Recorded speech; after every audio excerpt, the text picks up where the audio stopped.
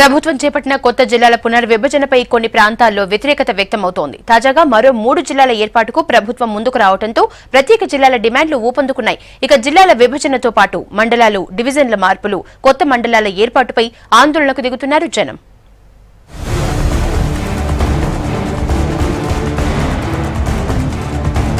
కొత్త జిల్లాల లిస్టులో మరో 3ంటికి చోటు దక్కే అవకాశం ఉండటంతో తమ ప్రాంతాల్ని కూడా జిల్లాగా ప్రకటించాలంటూ ఖమ్మం జిల్లా మనుగురు, అశ్వరావుపేటలో ఆందోళనకు దిగారు ఆదివాసీ గిరిజనులు.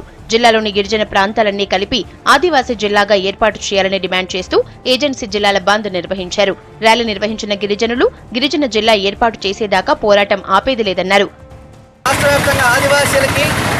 స్వయం ప్రతిపత్తి కలిగినటువంటి జిల్లాల్ని ఏర్పాటు చేయాలని చెప్పి డిమాండ్ చేస్తూ ఈ రోజున 4వ తారీఖున మొత్తం ఈ ఆదివాసీ ప్రాంతం అంతా కూడా ఈ రోజున బంద్ పాటించిన పరిస్థితి ఉంది. అందుకని భద్రాచలం కేంద్రంగా ఒక ఆదివాసీ జిల్లాని ఏర్పాటు చేయాలని చెప్పేసి, అట్లాగే వరంగల్ జిల్లాలో భూపాలపల్లి ప్రాంతాన్ని ఆదివాసీ కేంద్రంగా ఏర్పాటు చేయాలని చెప్పేసి, అలాగే ఆదిలాబాద్ జిల్లా ఉట్నూరు కేంద్రంగా కూడా ఒక ఆదివాసీ జిల్లాని ఏర్పాటు చేసి ఈ ఆదివాసీల యొక్క స్వయం ప్రతిపత్తిని గుర్తించి వాళ్ళకు కొన్ని హక్కులు కల్పించే విధంగా మరి ఈ యొక్క జిల్లాను ఏర్పాటు చేయాలని చెప్పేసి CPIM new democracy party demand చేస్తూ ఉంది. వరంగల్ జిల్లా ములుగును జిల్లా కేంద్రంగా ప్రకటించాలంటూ జిల్లా సాధన సమితి ఆధ్వర్యంలో ఆందోళనలు కొనసాగుతున్నాయి. ములుగు ఏజెన్సీ ప్రాంతాన్ని ప్రత్యేక జిల్లా చేస్తామని గతంలో సీఎం హామీ ఇచ్చారని, మాట నిలబెట్టుకోవాలని కోరారు. ములుగు జిల్లా కేంద్రమయ్యే వరకు పోరాటం ఆపేది లేదన్నారు.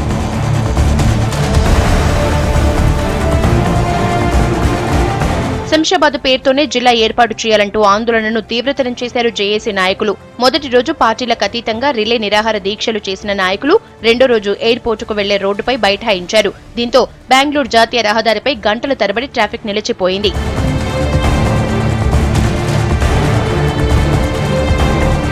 రంగారెడ్డి జిల్లా బార్వాడ్ గ్రామస్తులు కేకే ఇంటి ముందు ధర్నాకు దిగారు. ప్రస్తుతం బంట్వారం మండలంలో ఉన్న ఈ గ్రామాన్ని జిల్లాల పునర్విభజనలో భాగంగా కోటిపల్లి మండలంలో కలుపుతున్నారు. అయితే బర్వాడ్ విలేజ్ కి మండలమయ్యే అన్ని అర్హతలు ఉన్నాయని, వెంటనే తమ గ్రామాన్ని మండల కేంద్రంగా ప్రకటించాలని డిమాండ్ చేశారు.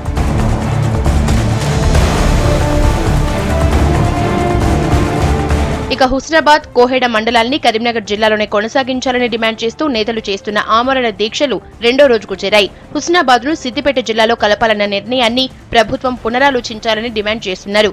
గ్రామ సభల తీర్మానానికి సర్కార్ కట్టుబడి ఉండాలని అన్నారు.